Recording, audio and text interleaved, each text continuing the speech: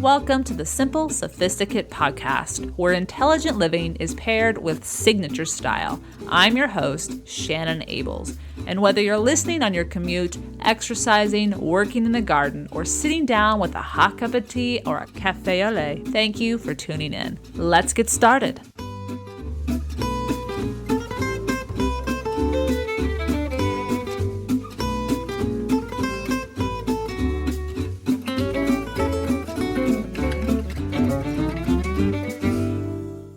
Welcome to the 143rd episode of the Simple Sophisticate. I hope your week is off to a great start. We are beginning our week here in Bend with a little bit of beautiful snow and a 3-day weekend, so that's always a wonderful way to start a week. And now I'm here with you, whenever you're listening to me, about self-awareness. We're going to examine what exactly is self-awareness today, what it is not, how to attain it, and the benefits of mastering this skill. Before I get into today's episode, today's Petit Plaisir is a fantastic book about simplicity. And it is rich and has a wealth of ideas and thoughts about, or I should say, worth contemplating as we consider improving the quality of our everyday life. So it, in large part, aligns beautifully with the Simply Luxurious Life as well. So I'm excited to share with you what this book is all about. So stay tuned at the end of today's episode. But now to today's topic, self-awareness. I want to begin with a quote from Deepak Chopra. And he states, "People need to know that they have all the tools within themselves. Self-awareness, which means awareness of their body, awareness of their mental space, awareness of their relationships, not only with each other, but with life and the ecosystem. Feeling happy is one thing. Knowing why you feel happy is another. In fact, understanding precisely why and what caused you to reach a state of happiness is the sign of a person who is self-aware. And when we become self-aware, we become better able to cultivate more of what enlivens us and eliminate or effectively navigate what does not." Let me share an example of both. So, from my own experience, during what they're calling the Snowmageddon of 2017, this past January here in Bend, Oregon, tending to the removal of snow on our roofs, whether you were a homeowner or a rental tenant, became a regular activity for a couple of weeks. It was not rare to see more than a few people on their roofs at a time as you drove throughout your neighborhood. However, I was only able to eliminate the edges of my home from snow, which kept me in a more than regular state of uncertainty. It not only affected my sleep, but my days as well, as I was regularly gazing at my ceiling, something I hadn't done in earnest to note changes until now, so it wasn't really of much help. I felt anxiety because I didn't know. I didn't know the house because I'm a renter, and I felt I didn't have control. And so with regards to the idea of self-awareness, I was able to identify what I felt, and I was able to identify why. In some aspects of that, I was able to solve some of it, but some I wasn't. But the key part is just being aware and understanding why you're feeling what you're feeling, not just letting those emotions run rampant. On the flip side, I recently spent the holidays at the Oregon coast, and it was the not owning and not having to tend to the cabin that I had rented that provided much relaxation, peace, and comfort. The lack of have-tos, should-dos, and must-dos allowed my mind to relax and my body to find calm. So in this instance, I knew how I felt. I was at peace. I was able to breathe and really not have any stress whatsoever. And in large part, it had to do with the lack of responsibilities. So just knowing what we need sometimes is crucial. And that's another part of the self-awareness we're going to talk about, finding the balance in our lives. So knowing why you're feeling the way you are in any given situation requires each of us to pay attention. While we are most certainly aware and probably by default pay attention to all the external events in our lives, sometimes we neglect to observe ourselves. And not only observe, but then inquire as to why we see, why we feel what we feel. To be more precise, having self-awareness is, by definition, being able to observe ourselves, accept and recognize what we discover, and be honest about how we feel, why we act certain ways in particular situations, and the change that we may need to take if it's not working for us. It is being able to pay attention and be honest about our strengths, weaknesses, thoughts, beliefs, motivations, and emotions. When we choose this approach, we choose to welcome a life of quality, a life of fulfillment, and a life of contentment. Earlier this year, emotional intelligence was discussed in depth in an earlier episode, episode 140. And one of the 4 components of cultivating EQ, or emotional intelligence, was having self-awareness. But what exactly is self-awareness? I know I gave you the definition of it. And while it may sound simple, be aware of yourself, know why you're feeling what you're feeling, upon closer examination, it is a skill that will take our undivided attention, time, and then patience as we put what we learn into practice. But I think it's always interesting to look at the flip side and see what something is not. And so I'd like to share with you 4 things that self-awareness does not look like. Being passive-aggressive, someone who does not communicate their feelings, who is reserved and bottled up and does not communicate openly with those they're in relationships with, thinking that their actions will speak for themselves. Someone who is being controlling is not self-aware. They're not aware of how they're affecting those around them by having to be in control, by not taking into consideration what the other people want, by not being willing to compromise. The third thing is that they are defensive. Instead of being proactive, they react. And the last one is unconscious behavior changes. So you're not even aware when you have a behavior change due to a different feeling that you're feeling. That is being unconscious of a change that is occurring, but others can observe it without question. In other words, not being self-aware involves not noticing how our behavior adversely affects those around us, how our unhelpful behavior sabotages the relationships we are trying to build. The benefits of being self-aware are plentiful, though, and hopefully that'll be the carrot or the motivation to consider implementing this skill in your everyday life. Now, the benefits that we're going to talk about overlap in many ways the benefits we've talked about with a lot of different tools. And I share a list of those tools in 3 different posts and podcast episodes on today's show notes, the simplyluxuriouslife.com/podcast 143. And there's a long list of them. But just to give you a taste, a few weeks ago, we talked about how to create a to-be list. And what do we mean by to-be list is to build all these different tools within us, and this idea of knowing how to be self-actualized, how to be confident, how to be brave, how to be disciplined, how to be self-reliant. The list is long. There's 20 of them.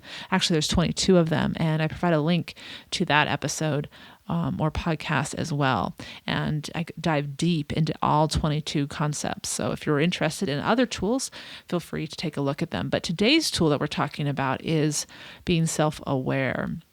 Now, let's talk about the benefits of being self-aware. First of all, I want to begin with a quote by Marianne Williamson, and she states, "Self-awareness is not self-centeredness, and spirituality is not narcissism. Know thyself is not a narcissistic pursuit." Absolutely not. She's correct. She's absolutely correct about that. It is not a narcissistic pursuit. It is not self-centeredness. This being self-aware is actually going to make you more open, more giving, able to stand in your own being and be clear about who you are, what you can do, what you can't do, where you want to go, and communicate that very fully to those around you. So let's take a look at this list of benefits. Number 1, you become more at peace with yourself. When you take the time to listen to how you are feeling and investigate why you are feeling what you are, you become more in tune with your most authentic self. You begin the journey of searching out what piques your curiosity and thus gravitate toward moments that will cultivate more peace and harmony in your life. Number 2, you become better able to communicate with clarity. By understanding yourself, especially the why of what you're feeling, you can clearly communicate with others your joy, your sadness, your frustrations, your hopes. And when you speak clearly, others who are truly listening will come to know who you are and will either gravitate towards you or recognize, hey, we're not a fit. This isn't going to work. but at least you are authentically you and doing so in a tactful, respectful manner. And they too will appreciate that. So then respect builds as well. Number 3, you have a decision making that has now become more simplified. When you know what you want, it is the most significant part to making the best decision. And when we finally discover what we want, we can say no quickly to the rest. And again, when we know what we need, I think that plays as well into here, because we know what we're feeling, we know why we're feeling it, so we can eliminate or add into our lives what we need. And we're also aware of what brings us joy and pleasure, and we can bring that into our lives. And so those decisions become far easier. Another benefit, number 4, is that we have a clear purpose and direction. While we can always appreciate different paths that others take, when we know the direction we need to take and why we are on it, it is easier to stay focused and not stray. Number 5, you have the opportunity of having an enriched life experience. The crucial crux to reaching self-awareness is understanding the why of your feelings. Magnificent power is given to each of us when we answer with clarity this why question. Upon knowing what enlivens us, what makes us shrink in fear, or what tickles our curiosity, we can then seek out what will enrich us, what will heighten our experience, and thus what will enrich our lives. Number 6, we begin to find true contentment and fulfillment. Living an enriched life is discovering what fulfillment and contentment truly are, being fully present in the moment, in the lives we have created for ourselves, and wanting to be there, and then having the chance to experience this similar moment every day in varying degrees is to attain fulfillment. And we can only do that if we are honest with ourselves about what we feel and why in any given situation. Number 7, our optimism rises. Optimism will rise as we begin to see evidence that applying what we learn about ourselves to life truly does lead us down a path that enlivens our lives. And when we see a fulfilling life is possible, we begin to believe again that life can be a truly amazing gift. Number 8, we have a reduction of guilt and regrets. Due to the ability to make better decisions, the guilt and the regrets are diminished. When we confidently make decisions, being aware of how we feel and how our decision will affect others, we know the outcome by and large before we leap. And once we leap, we accept that not everyone will applaud, but we won't regret it, and we will be able to let go of judgment from others as we own our decision. The last benefit is improved relationships. Self-awareness is a key component of having emotional intelligence, and as was discussed in our 140th episode, developing our EQ improves our relationships because we are cognizant of our actions and how they affect those around us. And we know how to handle ourselves effectively as we can observe accurately what we feel and why. All right, so those are the 9 benefits of having self-awareness. Now you may be wondering, okay, I like it, I'm on board, let's do this. How do I do it? So let's talk about how to develop self-awareness. And I want to begin with a quote by Stephen Covey. He states, every human has 4 endowments: self-awareness, conscience, independent will, and creative imagination. These give us the ultimate human freedom, the power to choose, to respond, to change. And on that note, just knowing that we can bring this self-awareness into our lives, no matter where we are in life, no matter what our age, no matter what other skills we have already attained, should be a huge relief and inspiration to get going and include this vital and very powerful skill in our lives. So here are 5 ways we can improve our self-awareness. Accept responsibility of changing responses and behaviors to external stimuli. In other words, be aware of how you respond to certain people, different situations, and life in general. And then do that asking of, okay, what am I feeling? Take that time, step away, maybe even journal about it, work it out that way. And then ask yourself, why? Why am I feeling this way? Once you become aware, that is probably the most powerful part of developing self-awareness. And this is something that will take time because there's all sorts of different situations, there's all sorts of different people. But just recognizing that and being able to answer the why, that will catapult you into seeing the benefits of self-awareness, because then you can start making decisions that enliven you and don't drain you, help you, don't hinder you. All right. And the second one is plays right into the first. Reflect on the outcome in each situation and contemplate your role. Okay, so how did that situation work out? Did I like it? Did I not? And then how did I play a role in that outcome, good or bad? All right. So again, learning from our past experiences. And I do find journaling helps. I love to think about things in my mind, but even though I think I may have figured it out in my head, putting it down on paper makes a lot more sense to me. Everyone does it differently though. Third one is self-care. Take care of your brain. Feed it, nurture it, listen to it. Take care of your mind, be able to master your thoughts, understanding your thoughts, be able to quiet it. Take care of your body, good health, exercise, feed it well, good sleep. And take care of your brand. Become the CEO of your life. And I have an episode for each of these three concepts that dive deep into how to cultivate strong mind, body, and brand. So feel free to visit the show notes to dive into those. The fourth one is to develop high emotional intelligence. And again, as I've been saying throughout this episode, in episode 140, we dove deep into EQ to learn how to build it, what it is, and why it's necessary. And the last one ties into our third one, but it really is about mastering your mind. I mean, we're talking about thoughts and observations after all, so we need to know what our mind is taking in and what we're allowing our mind to think and who's in charge. Are we in charge or is our mind in charge? I know that sounds kind of redundant, but I think you know what I'm getting at, this idea of who's leading whom. All right, so those are the ways you can develop self-awareness. The development of soft skills, personal attributes that enable someone to interact effectively and harmoniously with other people, are entirely in each of our control. We can choose to recognize their power and find the patience to cultivate them, as they will take time. Or we can ignore an opportunity to enhance the quality of our lives and the lives of those around us. If we seek the development, we are choosing to be more present in ourselves. We are choosing to be active participants and come to a better understanding of our role in the world and how we can best be part of it. At times, the process to become more self-aware may be uncomfortable, understanding why you feel what you're feeling. But the unease and discomfort is actually only temporary, as it is alerting you to something that needs to be tended to before you can move forward. Tend to it and discover an increased quality of life. Now, for today's show notes, you can visit the blog, thesimplyluxuriouslife.com/podcast 143. And for all those links to all those different posts and episodes that go deeper into some of the topics we discussed today, they're all going to be there. All right, now stay tuned for this week's Petit Plaisir, a book about simplicity that I have a feeling you will want to get your hands on. I'll be right back.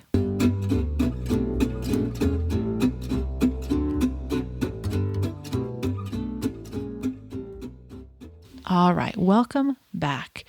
Today's Petit Plaisir is an international bestseller that has sold over 350,000 copies. And it recently was released earlier this year, and it was translated into English just in 2017 from French. And the title is L'Art de la Simplicité, How to Live More with Less by Dominique Leroux. This book is petite, but full of depth. And what I mean by petite is literally the size. It's the size of, say, your Tuesdays with Morrie book or your Marie Kondo book about organization. And it is divided into three parts. First one is materialism and minimalism. Second one is body. And third one is mind. And I want to share with you some excerpts from the mind chapter because I feel it ties in beautifully with what we're talking about today in self-awareness. She talks about our inner ecology and the idea of eliminating or reducing stress and anxiety. The key thing about reducing anxiety is that 90% of it is us worrying about things, as she states, that we never will see come to fruition. That's really good news, I think. And the other part about it is, in order to be calm, by letting go of anxiety, we make it easier to manage, classify, and organize all the information that we have swirling around in our world, in our minds, and then we're able to think more clearly, make better decisions, and have a more quality life Now, when we latch on, as she says, to one idea, we're showing that we have an inflexible mind. And an inflexible mind is not going to allow us to see the bigger picture, to understand that we may have just been digging ourselves in a hole that's unnecessary. And so it is by being anxiety-ridden or allowing our lives to be full of stress that we forget about what we really want and who we really are. And those things are going to be the drivers of our life if we want to live a life of quality. So in order to focus on those two things, we have to let go of the stress and the anxiety. And she shares a few things to de-stress and live a life of less anxiety. And I'll share a few here. And they really have to do with overall health. But then I think you're going to see that a lot of it's just paying attention to what works for you. And again, that comes back to self-awareness. So here we go. Simply eat good, tasting, healthy food. Make time for pampering treatments and pleasurable moments. So finding that balance. Go to bed and get up at the same time. She reminds us that sleep follows a 90-minute cycle. And if you miss the onset of one cycle, you must wait for the next. Enjoy your food and eat in calm, convivial surroundings. Avoid noisy restaurants, frozen food, industrial ready meals. Eat a full breakfast. Ideally, this will be your main daily meal and comprise hearty, savory dishes. Breakfast is literally, as the name implies, the breaking of a fast. Allow yourself a little fine quality, very dark chocolate each day as a source of magnesium. It will enhance your sleep too. Walk in the countryside or a park. Walking clarifies the thoughts and helps put problems in perspective. Remember to breathe the negative ions beside a stretch of water. A lot of this is really about living consciously, living well, knowing how your body functions, and not letting your mind run you. So much of it aligns with the Simply Luxurious premise, which this is probably why I was drawn to this book. And another part of this chapter I want to share with you is about transcending your problems. She has an interesting take on it that I didn't expect, and I have to say, it's like, really? That's so nice. I like it. I'm going to accept this. So let me share with you her thoughts on negative thinking. Don't tackle or treat your problems. Rise above them. Focusing on a problem keeps it alive and prevents you from moving on. Negative thoughts do not need to be analyzed, dissected, studied. If we do, we spread them. Oh, right. So instead of analyzing the bejesus out of this particular problem, why don't we just let it go? Now that's a different approach. At Simple, it forces us to then focus on what we do want more of in our lives and what is going well in our lives. In other words, she reminds us, whatever we focus on grows in importance. And a last thought on negative thinking.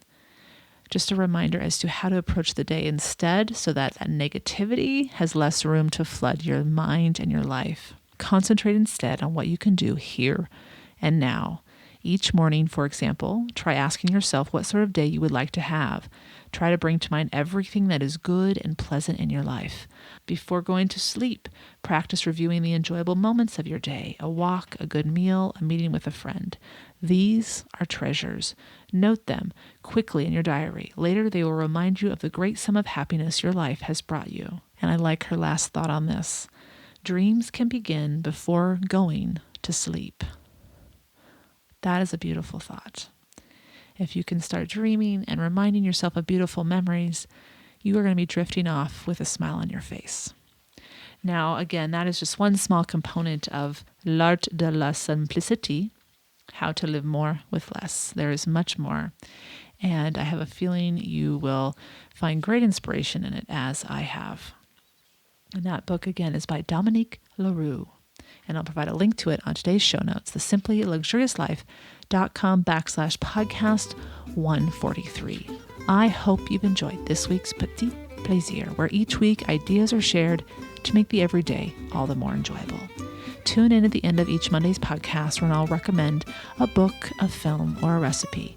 Anything that is a simple pleasure to satiate your sophisticated taste. Thank you for tuning in to the Simple Sophisticate podcast, where intelligent living is paired with signature style. For more ideas and inspiration throughout the week, stop by the blog, thesimplyluxuriouslife.com, or pick up the book, Choosing the Simply Luxurious Life, A Modern Woman's Guide. To stay caught up on the most recent podcasts, blog posts, and receive exclusive news as well as an extra dose of inspiration, subscribe to the Simply Luxurious Life's weekly newsletter, which arrives in your inbox each Friday to enjoy with a hot cup of tea or your morning coffee, just in time to jumpstart the weekend. Until next Monday, I'm your host, Shannon Ables. Bonne journée!